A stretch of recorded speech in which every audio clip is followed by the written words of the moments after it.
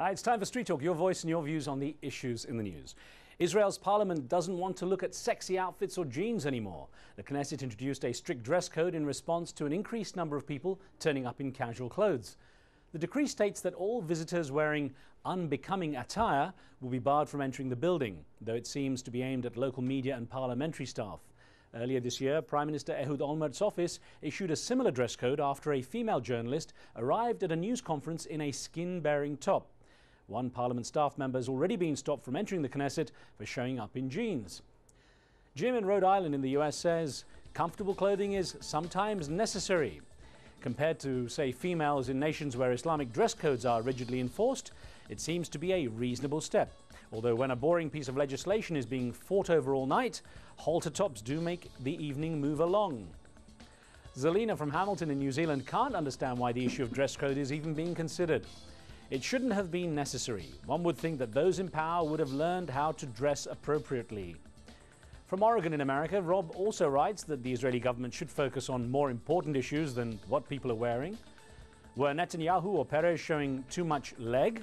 There are more serious things afoot in the Knesset that should garner the full attention of the media and the peoples of Israel and Palestine. And the opening of a new immigration museum has made it easier for people in France to trace their heritage, but the government's trying not to draw too much attention to the displays.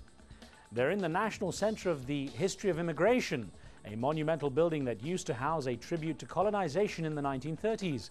It combines statistics, charts and photographs with immigrants' accounts of their dangerous journeys to France. The museum's opening comes just as the French President Nicolas Sarkozy is cracking down on illegal immigration and drafting a law to allow DNA tests to verify foreigners' family links. According to the media, ministers intentionally held a low-key opening in fear of anti-government protests. Steve writes from Michigan in the US to say he believes it's a national debate for the French and of no concern to outsiders. As an American, I don't think it's my place to comment on the xenophobic policies of other countries. Nira in Qatar points out that the French leader's hardline on immigration isn't popular among his own inner circle. It has been criticized not only by religious leaders, politicians on the left and intellectuals, but also by members of President Nicolas Sarkozy's own political camp, including legislators from his party and even some of his ministers. From Kenya, Akello questions Nicolas Sarkozy's motives, especially in light of his own background. If the French president is the son of immigrants, why would he want to stand in the way of others like him? Every nation is built on immigrants and governments should be doing more to help them. But the president's immigration stance has been hotly debated in France and has given political cartoonists around the world a lot of material to work with.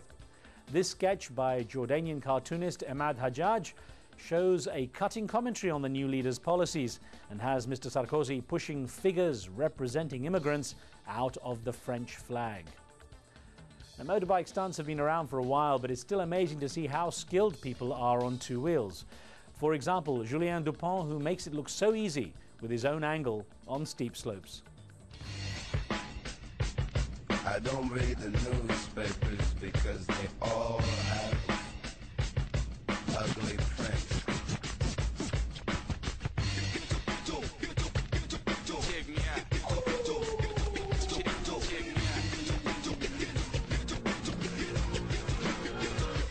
At the starting of the week, at Summit Talks, you'll hear them speak. It's only Monday. That's it until next time. A happy Eid for those of you celebrating it. And remember to keep sending in your questions and comments to point us to anything interesting or amusing for Street Talk. Remember, what you see here isn't necessarily the view of Al Jazeera, and some of the content's been edited, but for time and space reasons only.